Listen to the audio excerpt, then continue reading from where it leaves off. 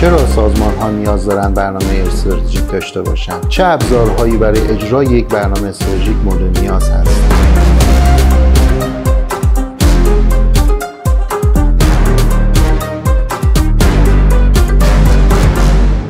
هر سازمان و شرکتی برای رسیدن به اهدافش نیاز به یک برنامه داره. وجود یک برنامه باعث میشه که منابع کمتر، هزینه‌های کمتر و وقت کمتری رو برای رسیدن به اهداف ما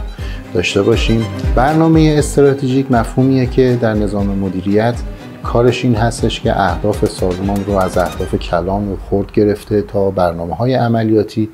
بر اساس شرایط سازمان و موقعیت‌های محیطی که بر اون سازمان حاکم هست و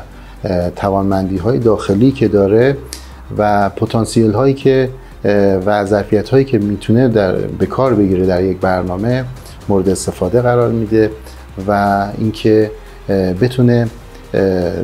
اهدافش رو بر اساس این ابزار مدیریتی بهتر مدیریت کنه. در نظام مدیریت استراتژیک ما دو تا گام داریم، یک گام برنامه‌ریزی استراتژیک، یک گام جاری سازی استراتژیک. در برنامه‌ریزی استراتژیک خب همون تدوین یک برنامه استراتژیک بر اساس شرایط محیطی و فرصت‌ها و تهدیدها و نقاط قوت و نقاط ضعفی که یک سازمان داره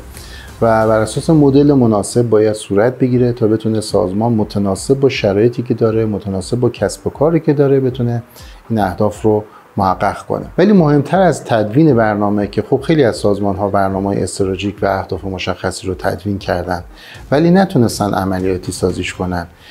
گام جاری سازی استراتژیکه. خب برای اینکه این استراتژی ها و این برنامه عملیاتی بشه هم باز یه سری کارهایی لازم هست انجام بدیم که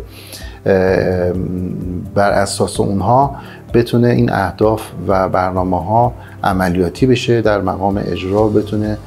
سازمان رو به سمت اهدافش، تحقق اهدافش برسونه. در بحث جاری سازی استراتژیک خب به دلیلی که ما نیاز به اطلاعات زیادی داریم برای اینکه بتونیم سازماندهی خودمون رو حفظ کنیم، خب بدون ابزار این کار رو نمیشه انجام داد. قاعدتاً یک نرم افزار مدیریت استراتژیک میتونه خیلی کمک کنه در جاری سازی استراتژیک در کنار سازماندهی ها و کارهایی که داره انجام میشه. نرم افزار مدیریت استراتژیک تسما عملیاتی که انجام میده، برنامه استراتژیک سازمان و فارغ از اینکه در چه مدلی به عبارتی پیاده سازی شده باشه رو درش میتونید شما تعریف کنید، اهداف و درخت اهدافتون رو تعریف کنید، برنامه‌های عملیاتی رو تعریف کنید، زمانبندی ها رو مشخص کنید، منابعی که میخواین تخصیص بدین، بودجه‌ای که میخواین برای این کار اجرا بشه رو مشخص بفرمایید و بعد هر کدوم از مجریان برنامه‌های عملیاتی و مجریان فعالیت‌های اجرایی به صورت مستمر فعالیت‌هایی که دارن انجام میدن رو در سیستم ثبت کنن و شما به صورت لحظه‌ای ببینید که اولا فعالیت‌هایی که تعریف کردیم به چه ترتیب پیشرفت کرده، برنامه‌های عملیاتی و پروژه‌های سازمان وضعیت اجراش و حالا وضعیت اجراش هم از بعد پیشرفت اجرایی، هم از لحاظ زمانش، هم از لحاظ هزینه‌ها و منابعی که مصرف کردن به چه ترتیبه و در نهایت متوجه بشین که اهدافتون چقدر محقق شده. یعنی به عبارت دیگه شما میتونید به صورت لحظه‌ای رصد کنید سازمانتون رو که آیا اهدافش داره محقق میشه یا نه و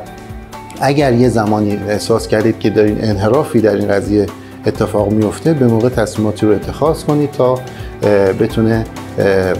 در کمترین زمان و با کمترین هزینه اهداف سازمان شما محقق بشه.